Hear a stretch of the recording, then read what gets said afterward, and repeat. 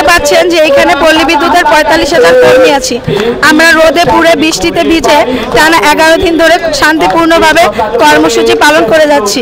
আমরা এখনো বিশ্বাস করি ডক্টর মোহাম্মদ ইউনূস স্যার শান্তিতে নোবেল পুরস্কার পাওয়া, তিনি আমাদের এই শান্তিপূর্ণ আন্দোলনকে সংহতি জানাবেন এবং তিনি আমাদের এই 7টি দফা দাবি মেনে নেবেন। আমি অনুরোধ করব প্রধান উপদেষ্টা ডক্টর ইউনূস স্যারকে আপনাদের মাধ্যমে আপনারা এই বার্তা পৌঁছিয়ে দেবেন। তারা আমাদের কথা শুনুক, আমাদের আসুন বসুন।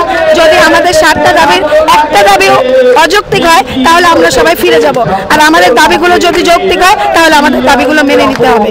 আমরা এভাবে আর থাকতে পারতেছি না। আমরা আমাদের বিজয়ের জন্য আমাদের জীবন দিতেও প্রস্তুত। আমরা হয় বিজয় নিয়ে ফিরবো, না হয় মৃত্যু হবে। কিন্তু এখন এই বিশৃঙ্খলার জন্য যে গ্রাহক হয়রানি হচ্ছে, গ্রাহক ভোগান্তি হচ্ছে, আমরা চাই না এই গ্রাহক ভোগান্তিটা হোক। গ্রাহক ভোগান্তির জন্য দ্রুত আমাদের সমস্যার সমাধান করা হোক।